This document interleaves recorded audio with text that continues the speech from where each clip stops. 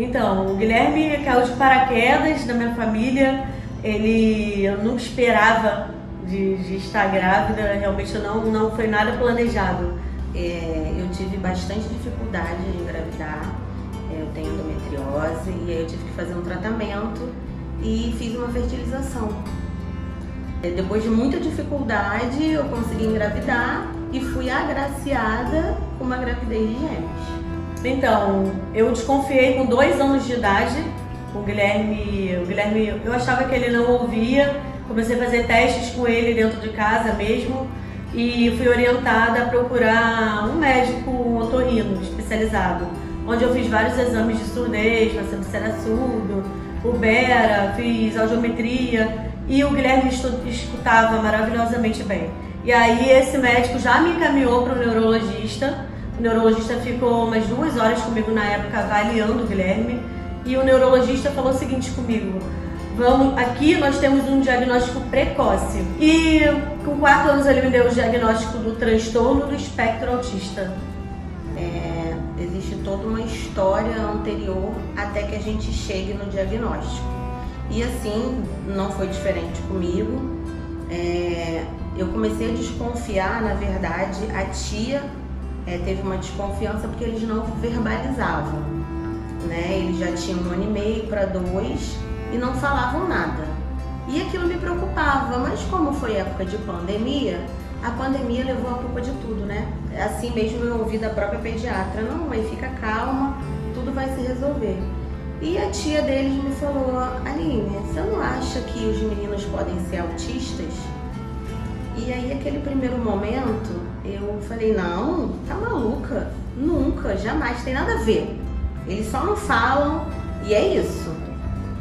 E aí, eu fiquei com aquela pulga atrás da orelha, né? A própria questão da fala, acho que foi o principal agravante. E aí, minha ficha foi caindo e eu vi que tudo se encaixava, né? As brincadeiras não funcionais, o não falar.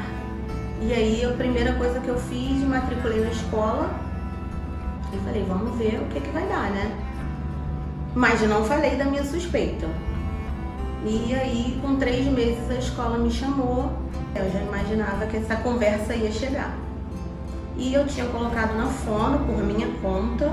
E aí foi a mesma coisa. Tive muita dificuldade, apesar de eu ter na época um plano de saúde, eu tive muita dificuldade, porque quando eu dei entrada no laudo no plano de saúde, o plano de saúde marcava em um bairro a TO, né, a terapia ocupacional, no outro bairro a fonoaudióloga, no outro lugar, em vários lugares, coisas diferentes. E quando se trata de uma criança autista, no nível de suporte 2, que é o caso do Guilherme, é muito difícil esse deslocamento. Então a minha dificuldade foi muito de encontrar uma clínica que me acolhesse e acolhesse meu filho, onde a gente fizesse todas as terapias num lugar só. Muita dificuldade. Inicialmente, assim, o primeiro médico que a gente foi, eu saí do consultório assim muito arrasada, porque ele simplesmente olhou para mim, depois ali de uma avaliação prévia, no momento ali junto com meus filhos, uma agitação normal de criança. Ele olhou para mim, ele anotou, escreveu, virou para mim e falou assim: aqui, mãe, você vai fazer terapia ocupacional, fono e psicólogo. Aí eu falei: tá, mas e aí, doutor? O que o senhor me diz? Eles são autistas, sim, tenho certeza.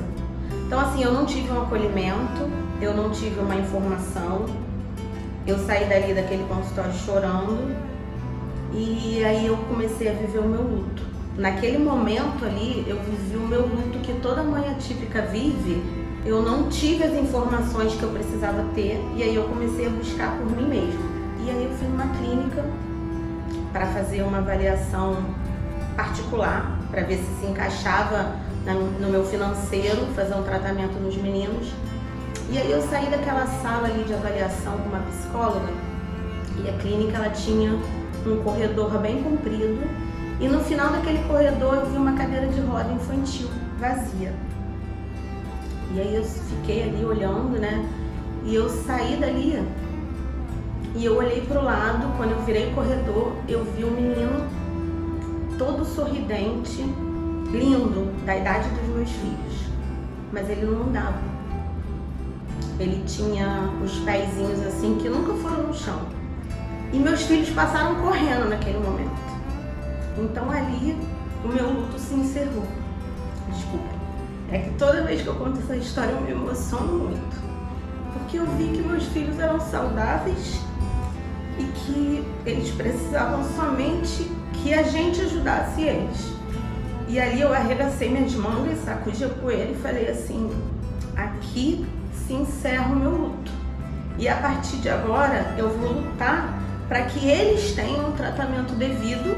E eu tô tentando educar ele, né, da forma que tem que ser, da forma que eu fui orientada, graças a Deus, capacitada, né? Porque eu acho que o que falta hoje em dia não é só a capacitação das professoras, das pessoas, mas também a capacitação de dentro de casa, né?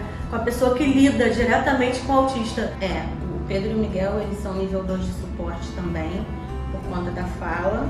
Eles são não verbais, os dois, então eles se enquadraram no nível 2 de suporte. Eu sou a Roberta Maia autêntica, né? Eu falo o que tem que ser falado. Eu acho que a mãe atípica tem que ter, sim, capacitação, tem que entender o seu filho, porque muitas brigam, batem, não entendem. Por quê?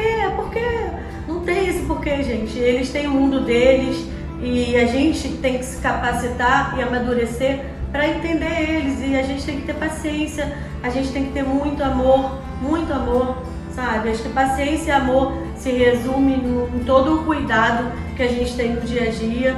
Eu acho que nós, mães, precisamos muito de apoio, de acolhimento.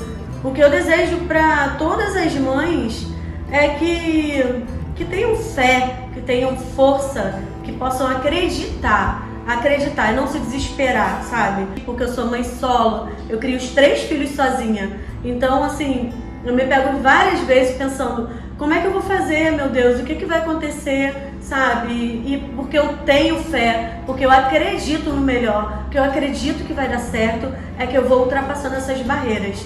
E vai dar certo, e vai dar tudo certo. Se a gente for parar para falar, a gente vai ficar o dia todo aqui e ainda vai ter desafio.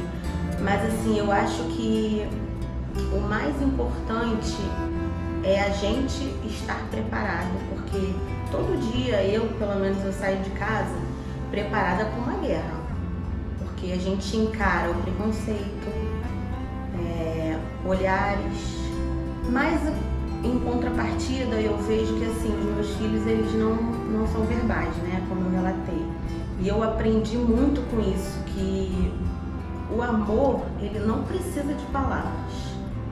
O olhar, o carinho, o afeto que eu tenho deles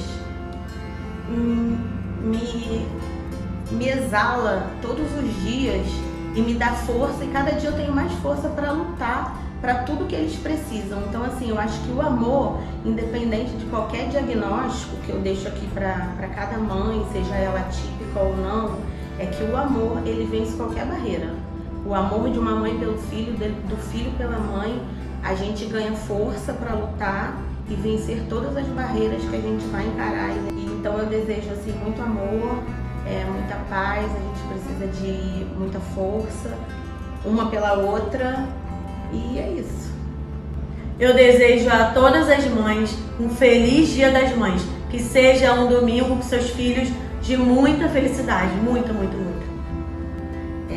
Eu desejo a todas as mães, sejam elas típicas, atípicas, um feliz Dia das Mães, com muito amor, com muita paz, com muito abraço e carinho dos seus filhos, e força para todas nós.